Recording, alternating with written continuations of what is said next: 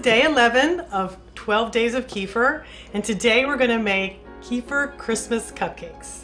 They are hands down my favorite cupcake recipe, and surprisingly they are gluten-free, and they also are like a brownie. They taste really chewy and creamy like a brownie, and it's probably my little girl's favorite cupcake recipe, and she begs me to make them all the time.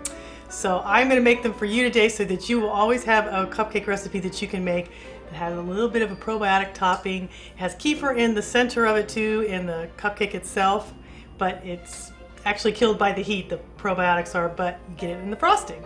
Super fun to make and really good.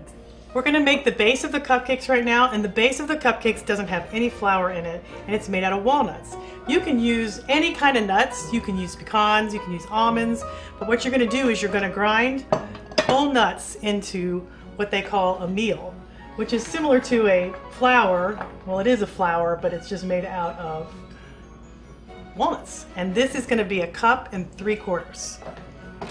And we're going to grind them in a food processor. You can do it in a blender. I think this works better, but you can make it do whatever. You can chop these up too if you'd like. And see my little Santa Claus cute little cups that I get for Christmas for my kids.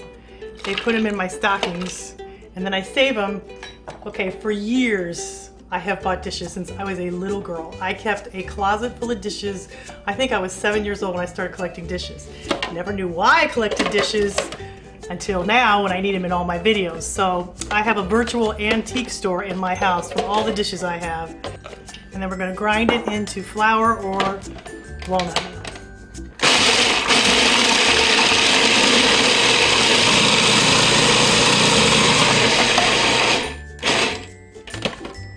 Okay, let me show you what it looks like.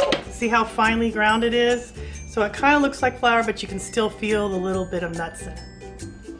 It doesn't have to be as thin as flour, but just so that you can get it to mix together with something other ingredients. So that's 1 3/4 cups of walnuts, and then we're going to add baking soda, which is 1.5 teaspoons, and 1.5 teaspoons of baking powder, and then we have salt that is going to be, I believe, 1/2 teaspoon. And I've already got that ready here, so I'm just going to dump that in. And then we need cocoa powder. It's best to get dark processed cocoa powder or Dutch processed cocoa powder because it has so much more flavor.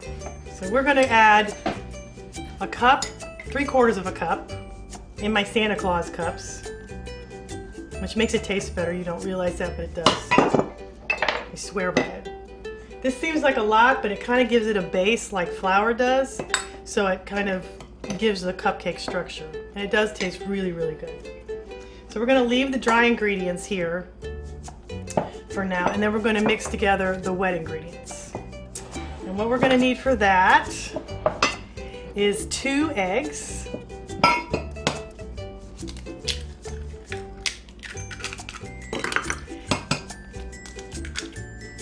and also, if you remember, I think it was day 9 that we made the coconut kefir eggnog. So we're going to need 1 cup of the coconut kefir eggnog. And you should have this left over in your fridge because there's no way you can drink this all in one day. And we're going to put 1 cup of that in here. And we're also going to add a little bit more of the vanilla. This is the recipe that's on my site for the rum vanilla. It teaches you how to make it. It's super easy. And we need 2 teaspoons of that. Now there's a little bit in the eggnog too, but this gives a lot more flavor. Okay, and then we have honey, 1/2 cup of honey to add to this. Now you can add sucanat, you can add coconut sugar, you can add really anything, but I like honey in this. It kind of caramelizes a little bit and it tastes really good. So we're going to put 1/2 cup of honey in there. And I have actually made these cupcakes with stevia when I didn't want too much sugar, and they were really, really good. I was surprised that it would taste as good as it did, but when you've got all the cocoa flour in there, it gives it a really, really rich body flavored, so it makes everything taste better. And the last wet ingredient is the coconut oil, and that's 1/3 of a cup that's melted. And that kind of goes together with the coconut kefir eggnog because it kind of has a slight coconut flavor, not huge, but it really does taste really good. Now we're gonna mix these into our dry ingredients, and I just kind of form a puddle a little bit. And you can use a paddle for your KitchenAid, or just even a regular for your blender. You can just use your regular kind of one that you make whipped cream with. And we're just going to do it till it's well combined. You don't want to over mix this, because when you over mix, even for brownies or in general, when you over mix something, it really doesn't do well because they get over processed and they don't rise as high. And you want to just do it as little as possible, just really till it's well mixed. And this is just about perfect. The best way to scoop this batter out into the cupcakes folders is with a ice cream scoop. And if you haven't seen these new little guys, these actually will sit in a tray. You don't even have to put them in a muffin tin. I'm putting it in here so you can see how to do it, but they have a lot of new ones now that are sturdy enough. You can just put them on a cookie sheet and do them that way. But you're going to want 1 full scoop of batter in each little tin.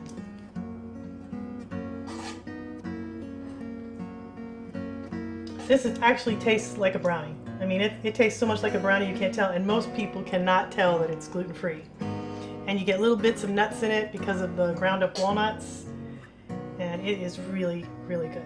So you're gonna place these in the oven at 350 degrees for 25 minutes, or until they're done in the center. I stick a toothpick in. They're gonna be a little doughy, but they're still going just a tiny, tiny bit. They're still gonna be pretty firm.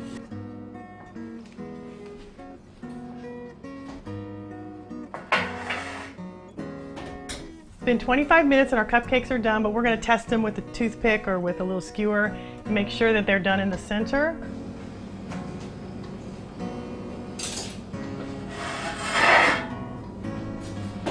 They kind of sink a little bit because they're so dense and they're not made with flour. But you can just fill it in with frosting. So we're going to poke it with a skewer or a toothpick, and you can kind of see that there's no gooey dough on it, so it means that they're done. So now we're going to make the peppermint kefir frosting for the cupcakes. This has probiotics in it because we're going to use kefir cheese. And the way that you make kefir cheese is simply placing kefir in a strainer with a coffee filter in it and letting the whey drip out into the bottom. I leave it in the fridge overnight, and how to do that is on my site, and I'm going to put instructions for that on the recipe below so you'll know how to do it. But it's something I make all the time because I use so much. It tastes like sour cream or cream cheese. So we're going to use a 1/2 cup of kefir cheese for this recipe. And you can see it's kind of a cross between a cream cheese and a sour cream. We're going to just put this in a mixer.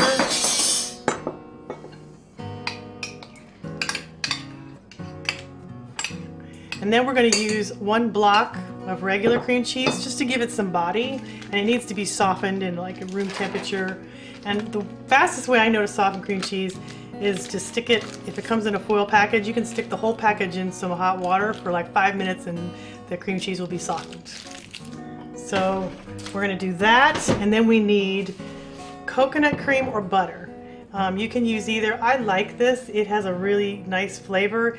Called coconut spread or coconut butter, or you can just use regular butter. It's kind of got the consistency a little bit of a cross between butter and shortening, but it really has just a hint of coconut in it. And the wonderful thing about anything that you use with coconut, it has caprylic acid in it, and caprylic acid is a yeast killer. And so it's wonderful for people who have problems with their gut, struggling with candida. It also is antibacterial, antifungal, and antiviral. It really works. It works amazingly on just so many things. My skin, it works good on, like, for instance, I've gotten rid of all kinds of skin infections with coconut oil. We're going to use 2/3 of a cup of that, or butter. And then we're also going to use honey as the sweetener, or you can use something else if you'd like. I like honey. It doesn't change the color of the frosting as much as it would if you use like coconut sugar or something. So we're going to use 3/4 of a cup of honey. And I think it works better than maple syrup, which you could use, but with the peppermint flavoring, it tastes a little bit different. So I like honey, or you could use sucanat or coconut sugar. And now we're going to use the special ingredient, which is peppermint extract. That's what gives it the peppermint flavor. If you don't like peppermint, because some people don't, you can leave it out and just use vanilla. That works great. But we're going to use a teaspoon of that. And the secret ingredient next is avocado. Don't be freaked out by this. It makes a really, really creamy frosting, and you can't taste the avocado part. It kind of blends with whatever you add it to, but it is such a wonderful thickness to the frosting. This has lots and lots of good fats in it, and also has lots of different nutrients that you would normally not get in a frosting. Most frostings you get corn syrup, you get preservatives, all kinds of additives, and you're just getting real food in this. We're also going to add a teaspoon of vanilla. The same vanilla we've used in every recipe, the rum vanilla. We're going to add 1 teaspoon of Celtic sea salt. Now you can add any kind of salt, Himalayan salt, but you should always get salt that has minerals in it, because with minerals you help everything in your body, every process, everything there is.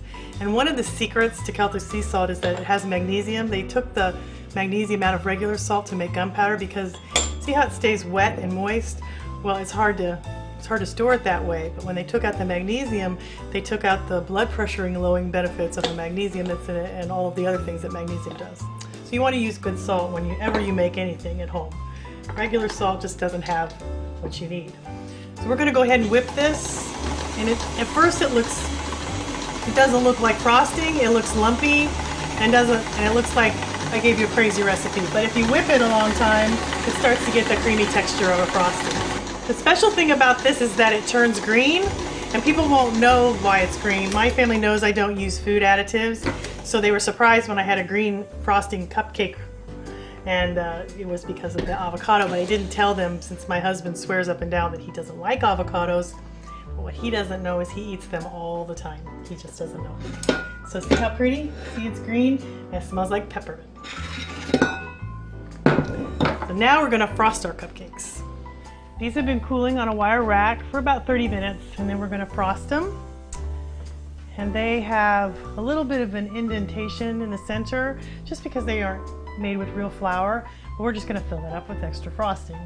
So it makes them taste really, really good. Extra creamy. So, and everybody likes extra frosting. And my frosting is way better for you, since it has probiotics in it. Now you can pipe this on, or I'm just going to use a little bit of a spatula. But see, and it smells just like peppermints. But you're going to want to take these to all kinds of little parties and give lots of people probiotics without them knowing it. So when you eat probiotics with your food, this is the whole reason I do these videos. You are digesting your food. It gives you more nutrients, it gives you more vitamins. Plus, it's got to taste good, or you're not going to eat it. And then for fun, we take these little skewers, put them in there. So these are my reindeer Kefir cupcakes.